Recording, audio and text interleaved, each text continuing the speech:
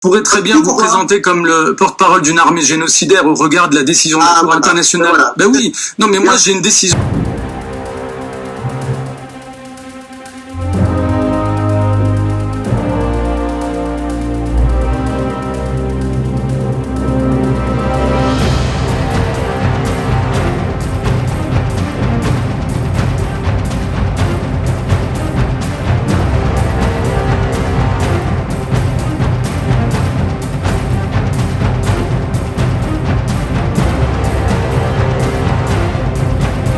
Le porte-parole n'a pas répondu à votre question, à savoir que finalement, la vraie raison de ce drame, c'est le contexte dans lequel il s'inscrit, à savoir que les Gazaouis souffrent d'une situation de famine, tout simplement, et que cette famine n'est pas un phénomène naturelle, elle n'est pas causée par une catastrophe naturelle, elle est causée par un blocus contraire au droit international, un blocus constitutif d'un crime de guerre, un blocus assuré, imposé par l'armée israélienne.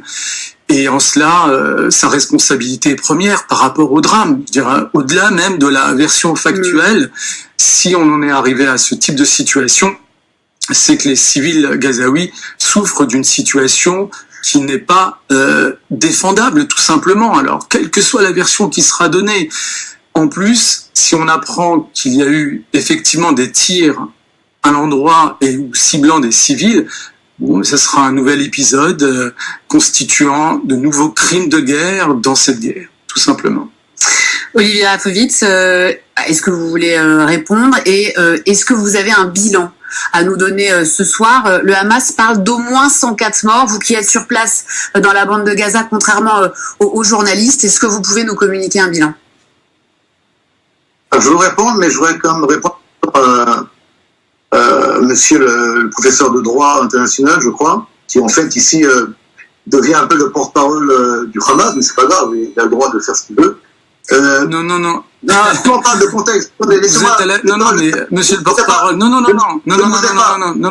c'est diffamatoire. Non, ce que vous venez de dire est diffamatoire.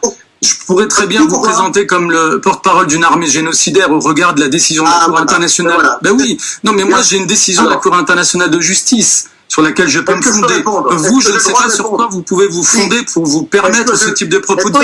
Olivier Rafovitz, on vous laisse répondre, mais s'il vous plaît, n'accusez pas ceux qui ne sont pas d'accord avec vous ou qui émettent des doutes ou des éléments de contexte d'être des porte-parole du Hamas, parce que sinon, en fait, on ne peut pas discuter pour le moment.